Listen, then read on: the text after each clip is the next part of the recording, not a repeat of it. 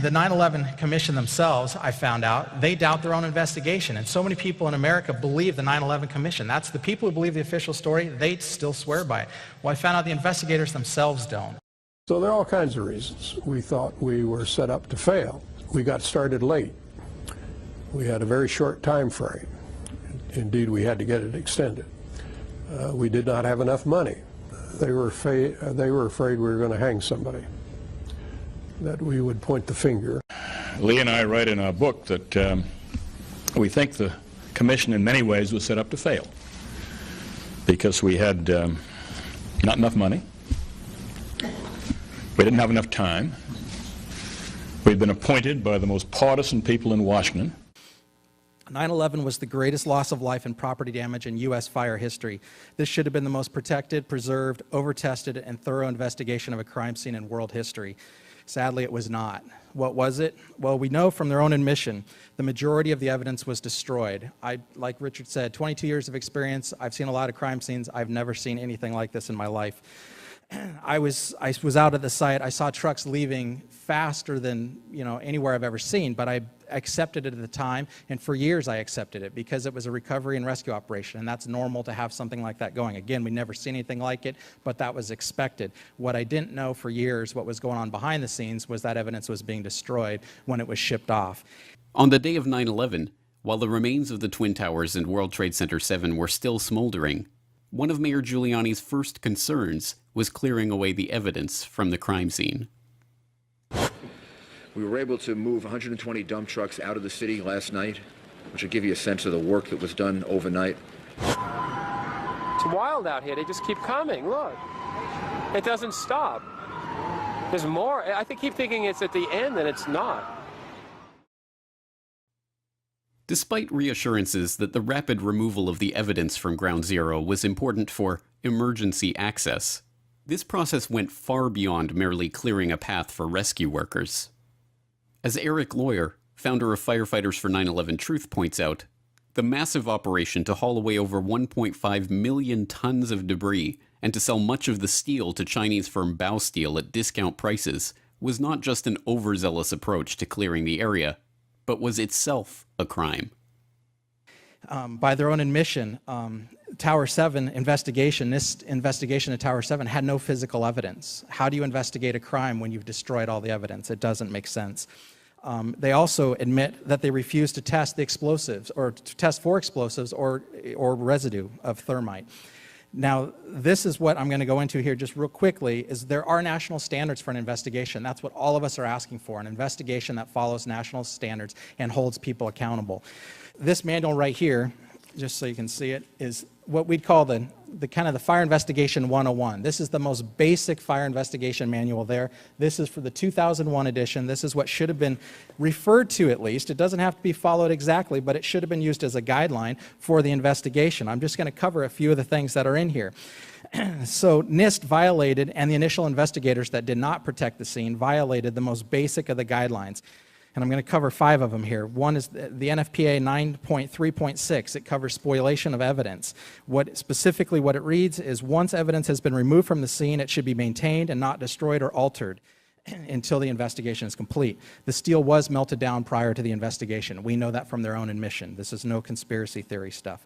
19.2.4, exotic accelerants. If on the scene you find melted steel or concrete, you should consider the use of exotic accelerants. And they specifically say in the manual, thermite mixtures produce exceedingly hot fires that can account for melted steel and concrete. That also says they leave residues that can be tested for visually and chemically identifiable. FEMA described samples of steel that had been thinned to razor sharpness. In some cases, there were inexplicable holes in the steel. The fire engineering professors who found the samples could not come up with an explanation for it. They also could not explain the sulfidation of the steel. That is, steel had been chemically changed at the microstructural level in ways that indicated a chemical eutectic mixture had been achieved between sulfur, iron, and oxygen, causing steel to melt. Again, they did not test for it. And just put it in perspective, on a routine house fire, if we suspect even the slightest use of an accelerant, we're going to test for it when there's no fatalities, when there's very little property damage. So to not do it on this, there is absolutely no excuse. I can't drive that point home enough. 18.15 is analyze fuel source. All available fuel sources should be considered and eliminated until one fuel can be identified as meeting all the physical damage criteria. For example, if you find pulverized concrete, which we all know there was in all 3 buildings, there was pulverized concrete, the only fuels that can create seeded explosions should be considered. So they shouldn't be considering fires. They shouldn't be doing that. It doesn't account for pulverized concrete. They should only be considering exotic accelerants and explosives. 19.4.8.2.6, extremism. The terrorist may include fire as but one of a variety of weapons along with explosives used in furthering his or her goal. We know they used them in '93. Why would we not test for them now? There was reports that day, multiple reports, which I'll get into here in a second. So they could have put them in the basement. How do we know that unless we test for it? I mean, even if it is the terrorists that they claim they are, we need to test this. We did not find any evidence that explosives were used in the collapse of Building 7. We ran down detailed computer simulations of blast scenarios. This size blast would have produced an incredibly loud sound that was not recorded on videos of the collapse nor reported by witnesses. You want to call your mother or something? You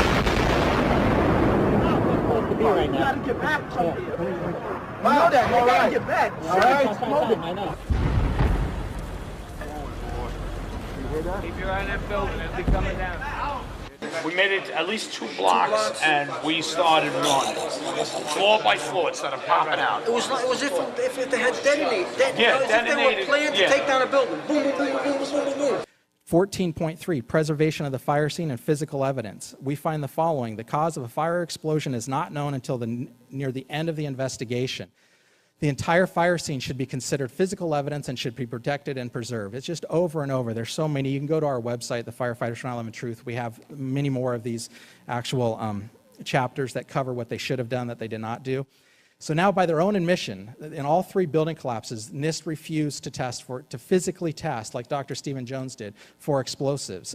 This is just unbelievable. And here are their excuses, and I quote, "It is unlikely that 100 pounds of thermite or more could have been carried into World Trade Center 7 and placed around columns without being detected, either prior to September 11th or during that day." So again, I've been on a lot of fire scenes, and I've seen a lot of investigations, and why would we not test because something's hard to do? That's the exact reason you need to investigate it. If that was hard to do, we need to find out how they did it.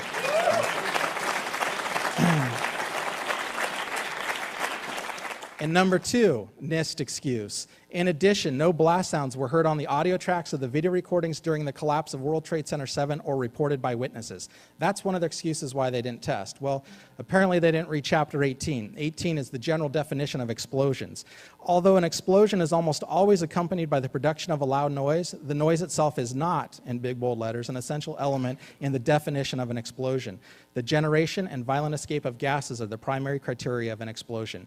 So that alone says they should have tested for it. But then we also, NIST has lied, and we can prove it. As soon as the new investigation happens, the evidence is out there for you to see right now. We have 118 first responders who reported explosions. We have the radio transmissions from FDNY members that are still recorded today that reported explosions. We have audio recordings. We have video recordings. I've personally talked to witnesses that heard them. So there's nothing short of saying they lied, and they need to be held accountable. And besides that, like I said, there is no excuse for not testing for explosives. And so at the very least, at the very best, even if you want to believe the official story, this was the most incompetent investigation of all time.